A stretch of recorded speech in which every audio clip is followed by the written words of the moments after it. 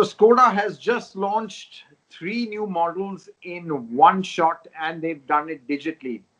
Really unprecedented times with COVID engulfing the world and unprecedented ways of launching cars. And talking to me about this is Zac Hollis, who's the head of the Skoda brand in India. Zac, thanks very much. And frankly, you're also, for the first time, probably I don't think you've launched a car being physically so far away from the market it's been launched. And I believe you're in Europe right now. So even that's pretty much a first. But just coming to this whole virtual thing, I mean, it's been pretty amazing, isn't it? Firstly, you've done all three cars in one shot, and you've done it sitting in Europe. So, I mean, how does it feel?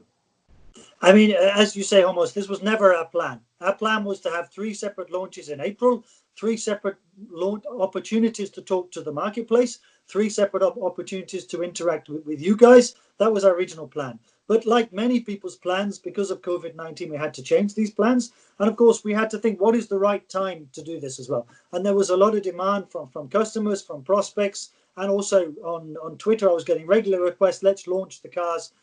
You should launch the car. So we put this concept together of a virtual launch. I recorded this in a studio in Prague. A very surreal experience, having to actually describe a car's characteristic with no car. I'm standing there and I'm told by the producer, you need to stand on this black circle and don't move.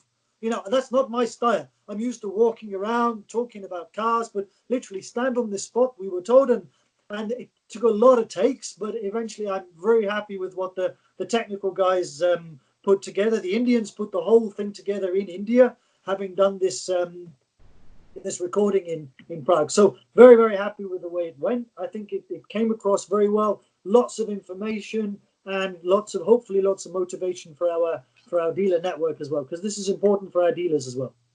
Yeah, absolutely. Obviously, I want to get into the pricing of the vehicles as well, because that was the main thing everyone wanted to know. We knew the cars were coming. We had a fair idea what the spec was, but we didn't know the price. But before I get to that, just sticking with the virtual launch, I know this was not the intent, but three launches, all done digitally, not flying a whole bunch of us journalists all over the country three times, not hiring a hotel, not hiring a setup. Do you save a lot of money this way as well? Have you saved a lot of money as well, which in these times is pretty good? Sure, it's important that every organization at this time looks at how they can spend their budgets effectively, because we've got to conserve liquidity and we've got to make sure that we get through this phase going forward. So yes, it was more cost effective than putting together three launches. But what is very important is when we get clear of COVID-19, we give the opportunity for you guys to test drive the cars. That's very important also, that we do test drive events, and we still plan to do that, because I can launch a car digitally, but I can't give you the experience of driving the car for you to write about as well. And that's also an important part for us. So, but yeah, I'm very happy. And what we also did, Hormazd, which I'm very pleased with, is all of the dealers that are open. We have 70% of our dealer network open. They all watched this virtual launch as well. So we were also much more accessible than just to the journalists. We had 15,000 people tuned in live watching this pan India, and many people sent me pictures of the workshops where the staff were all standing socially distanced apart and watching it themselves. This is good motivation for the dealers too. Do you think this is going to be the trend going forward? I mean, lockdown or no lockdown, do you think you would maybe start launching cars this way, purely because it's just might be just as effective if you're going to be giving cars for test drives later on, but you don't really need that physical launch? Or do you feel that a physical launch is important to really get more of a buzz around the brand? You get to meet journalists. There are a lot of side stories which come out of it. So obviously pros and cons, but what is your sense going forward? I think there's probably a role in the future for both. I think there's a role in the future for the physical meeting, for the test drive experiences, for communicating directly with you guys and the journalists and the motoring press. But there's also a role for this digital launch as well. So it may be that we're communicating more to the marketplace than we did before, partly with this digital virtual experiences, but also partly with physical meetings. But possibly the number of physical meetings we do could well reduce in the future. Right. Coming to the the launches you've had, starting off with the Rapid TSI, launched in the manual variant only, very attractive price. So, was that also part of the strategy? I mean, the diesel is gone, so you need to kind of broaden the appeal and base of the Rapid, and you're doing that with TSI. Was manual important to get a good entry price point? I think manual certainly gives you the opportunity to get an aggressive entry price point out there. Last year we launched the Rapid Rider. We had a limited amount of cars, and it was very, very successful. And we took people into the brand who perhaps had never considered the brand before. These are people who perhaps bought a sub 4 meter sedan and actually thought now they can go up to a full size sedan, a much safer car, a much more technologically advanced car. And that was successful in the BS4 Rapid. So we brought this car back with the Rapid Rider now. And the positive news for customers is we've got much better supply than we had before as well. So you think TSI is going to be the real differentiating point with the new Rapid? I mean, that's what you're really pushing right now. Definitely. I think TSI has tremendous benefits over the old MPI technology we had before. It's much more fuel efficient. It's much more powerful, and it has more torque as well. So it's a much improved product. And if you look at the total cost of ownership over TSI versus diesel, actually the costs are the same also. And you've got a car which is much better for the environment than diesel as well. So certainly in Rapid, I think this is the natural choice both for petrol customers and for diesel customers. And what I would say to people is test drive the car. Go along, test drive the car, particularly those guys who have always bought diesels in the past. Test drive the car, experience it for yourself, and then give me your opinion. Right. And, just sticking with the Rapid, to be honest, Zach, this is a car that's about a decade old in terms of generation. It's the old SK251, built on the PQ25 platform. Still very fresh and relevant, but I mean, in terms of certain electrical architectures and all, it's not as current as some of the competition. So there's very limit to what you can do in a lot of areas, be it connectivity, that sort of thing. So, I mean, what do you feel? You think that's that is becoming a bit of an issue, or do you think that customers will still see freshness in this car for the next couple of years until 2.0 products come out?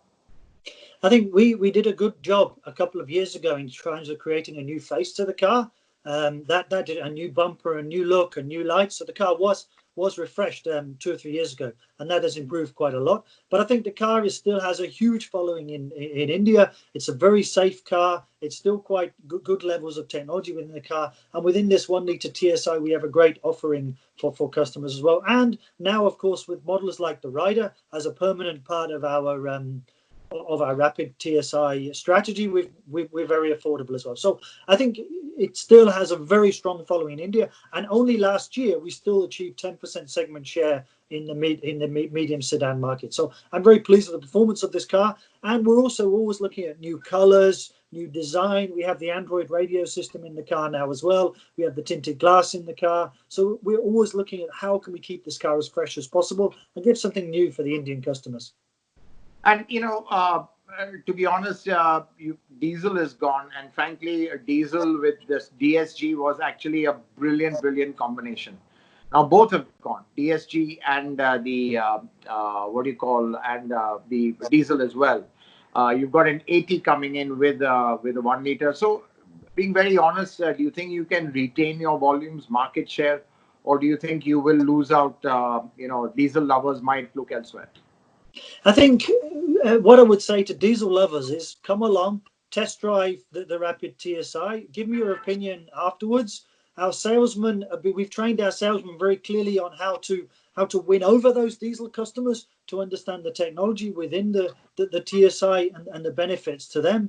And you've also got to look at it. There are not so many diesel offerings in the marketplace also now in the small cars. So it becomes, there's less choice for customers also. I think the Rapid, the 1 litre TSI is a great alternative for the diesel lovers out there. No, but Zach, I just want to try and maybe pin you on market share. Do you think you're going to retain that, grow that, keep it the same? What's your expectation or target? We had 10% segment share last year.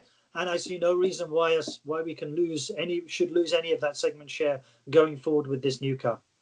Okay, so what you're saying is that what you might theoretically lose out in diesel, you will more than make up by getting buyers for the TSI to keep your overall volumes similar to. I mean, obviously, I wouldn't say volumes because everything's gone down, so you can't talk about volumes, but at least market share similar to what it was. Yeah, I think this is a good target to have. Yes, it's Okay. possible to do this. Great. I mean, let's moving upwards. Looking at the Karoq, I think pricing along the lines we expected. Good package, very good quality. But one would also say, being a CBU, you could have priced it a lot more competitively. It was locally assembled. So, I mean, in terms of the pricing, obviously it's a good pricing as given all the duty structure you get with the CBU. But is the long-term game plan to kind of move towards a local assembly, sooner rather than later, if there is a good demand for this? I would certainly like to bring in local assembly of this car. I think, yes, it's a CBU and there's the taxes to pay and everything else as far as that's concerned. But if you look at the car and you look at the size of the car, the dimensions of the car, and also the safety of the car, I think it's a great all-round package. It's one of the safest cars in its segment. It's one of the biggest cars also in its segment. And at that price of 25 lakh competes very strongly with medium-sized SUVs, even over 30 lakh. But the answer to your question is, long term, I would like to bring in to have that product CKD in India. Yes. Right. And I mean, just to understand what really drives that. So you'll be looking at the volumes, how it does, what the demand is, because even with this, I think, you're still in a homologation free category. So you have saved a fair bit of homologation costs there as well, which I'm sure must have had some impact on the price of the car. So, but if you CKD it, there will be homologation, there'll be that cost. So you would need a certain volume. So is volume going to be the main driver to decide whether you localize or not? There are many drivers. I think volume is one. There are the longevity of the engine and technology is also one, because we have new norms for Barrett Stage 6 coming in all the time. That also needs to be assessed. Clearly, there's got to be a business case for making it at CKD going forward. At the moment, my priority is to put to market these 1,000 CBUs that we have, and that's the priority from now. The dealers have the demonstrators and the showroom cars, and I'm looking forward to having something for the salesman to focus on. So you've given me a bit of a hint. You said the Bharat norms emission norms keeps changing all the time. So one would assume until 2023 you won't be doing anything, because that's the next big step of the next emission stage. There could be more engine options also at that time, depending, and that might be the right time to localize. Is that a fair assumption? Because now you've just got about 2 years left, so maybe it doesn't make sense localizing something now when you might have to change it for the next emission norm. I think I wouldn't say it quite like that. What I'd say is we've got to make sure when we do localize it, that what we localize is able to manage the emission norms that come in 2023 long term, and that's got to be one of the decisions and criteria we have for localization. Okay, great. Superb, again, facelift, again, a great product. Autocar are big fans of the Superb. Again, the diesel has gone, but a great 2-liter TSI in that. One would imagine that really gives it a lot more appeal. In terms of volumes, are you more bullish overall on Superb volumes now, just given the way that segment is? Actually, there's really not much competition. There's just a Camry, Accord is gone, and there's really nothing else over there. So I think that's one segment, small segment, but that's really been the Superb's domain. So are you now confident of, let's say, getting a slightly larger market share in that? I think my competitors for this car are the German premium brands. These are my competitors for this car. And I think if you look at the value package of the Superb against the premium brand, it sits very well. It also sits very well from a design point of view, from a technology point of view, and from a safety point of view against those cars. So that's where we're pitching it. If you look at it from a petrol diesel perspective, we were already 65% petrol in Barrett Stage 4. So I'm not overly concerned about not having a diesel going forward. And my objective is to achieve probably at least the same level of segment share that we have with the old Superb, with the new Superb, with just this fantastic 2-litre TSI engine. Okay, and Zach, we are kind of running out of time, the allotted time I'm given. So just want to ask a last question on overall the market. Do you feel that you've got new models? Obviously, the market's really going to take a long time to recover. What's your sense with the market going forward, given the fact that you've got 3 new launches? Of course, only one of them really of a large volume, but the others are there to kind of just keep excitement going in the brand.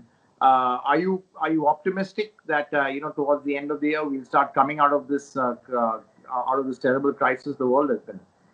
I think let's also say here that it is a terrible crisis that we are facing. And, although we are launching cars, we've got to be aware here that there are many other issues affecting people's lives and affecting the economy going forward.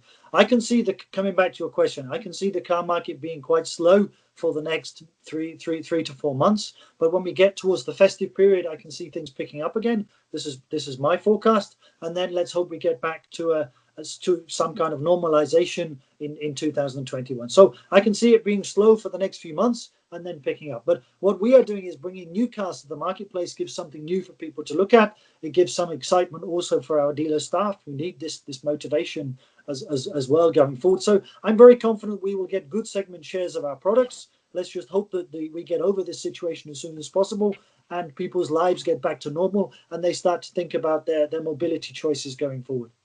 Right. So clearly, I think what you've got is this sort of raft of new products. You've even got the Kodiak Petrol coming. I think that's Kodiak Petrol probably by the festive season is what one can assume.